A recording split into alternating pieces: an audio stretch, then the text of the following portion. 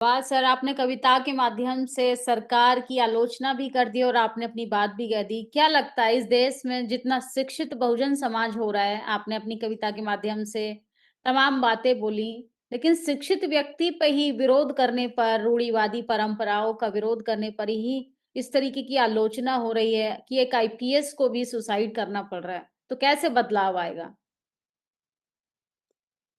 ये तो हर बहुजन को जागना पड़ेगा और सत्ता को भी जो सत्ता में बैठे हुए लोग हैं, ये सत्ता से पोषित लोग हैं। हुँ, अगर किसी एक शिक्षक मतलब शिक्षक सही बात पढ़ा नहीं सकता है, हुँ, सत्ता पे कोई फ़र्क नहीं पड़ता, ये कौन जी, लोग हैं। तो ये आम आदमी को ही जागना पड़ेगा क्योंकि सत्ता तो उसका उनका पोषण करेगी, हुँ, लेकिन आम आदमी जब तक जागेगा नहीं, तब तक ये बात नहीं बनेगी।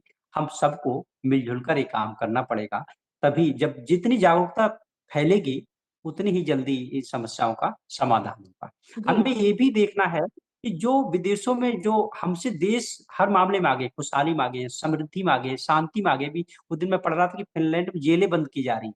जी, जी, स्पोर्ट्स वहाँ कोर्स पर तो बनाए जा रहे हैं। आस्थाएँ चोट नहीं होती, वहाँ जी, पे तो आस्थाएँ चोट नहीं हो रही होंगी, वहाँ हुँ, पे परंपराओं पे आघात नहीं होता होगा।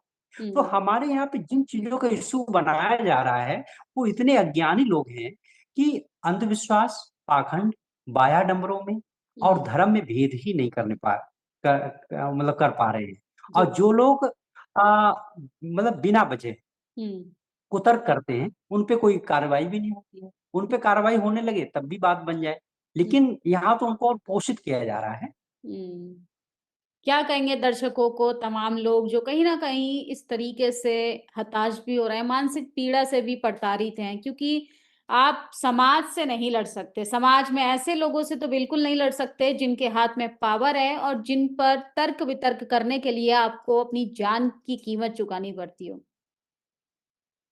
हाँ, मैं उनसे यही बात कहना चाहूँगा कि आदमी को मारा तो जा सकता है लेकिन पराजित नहीं किया जा सकता है। हुँ, सुकरात के साथ हुआ, बुद्ध के भी साथ हुआ, ठीक है? स्वामी दयानंद के साथ हुआ है, जी, ओशो आचार्य रजनीश के साथ हुआ है। आज जितने अभी-अभी इस समय हाल में जो लोग लगातार सत्य बोल रहे हैं, सही उन्हें भी कीमत चुकानी पड़ती है। हुँ, तो ये है कि मरना तो सभी को एक ना एक दिन है ही है।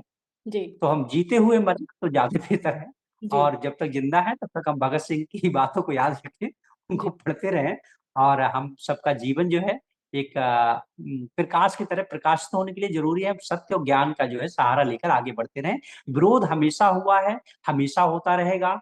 ये जी, ताकतें कितनी भी ताकतें जो हैं पाश्विक हो जाएँ, लेकिन अंततः उनको ज्ञान, सत्य और सद्भाव के मार्ग पे ही आना होगा, तभी हम चैन से रह सकते हैं। जी, और लड़ने वाले लोग जो हैं, हमको सच्चाई, ईमानदारी से अपनी बात पे अडिग रहना चाहिए, हमारा धर्म बनता है। हम शिक्षक हैं तो हमारा धर्म बनता है, हर व्यक्ति का अपना-अपना धर्म बनता है, तो जहाँ पे वो ईमानदारी से अपना फर्ज़ निभाता रहे, विरोध हो रहा होता रहेगा, उसकी कोई परवाह नहीं। जी, बहुत-बहुत शुक्रिया सर हमें कीमती समय है। देने के लिए। और चलते-चलते एक मुक्तक और है हमारा जी, कहिए। कि चमकते सितारे भी आसमान छोड़ जाएँगे, हुँ, जलते चिराग अपनी पहचान छोड़ जाएँगे, साथ हैं यार तब तक सब मिल-जुल कर आगे बढ़ लो, क्या पता कब हम और आप ये ज़मीं छोड़ जाएँगे, क्या जी। पता कब हम और आप ये ज़मीं छोड़ जाएँ। तो ये थे हमारे साथ डॉक्टर रजनीश गंगवार, सोचिए शिक्षक हैं पेशे से, लेकिन अपने तीखे अंदाज में सरकार से सवाल पूछते हैं। विज्ञान, तर्क, वितर्क पर तमाम तरीके की इस देश में वार्तालाप होनी चाहिए क्योंकि शिक्षा और विज्ञान का रास्ता ही ऐसा है जो देश को विकसित बना सकता है। आपकी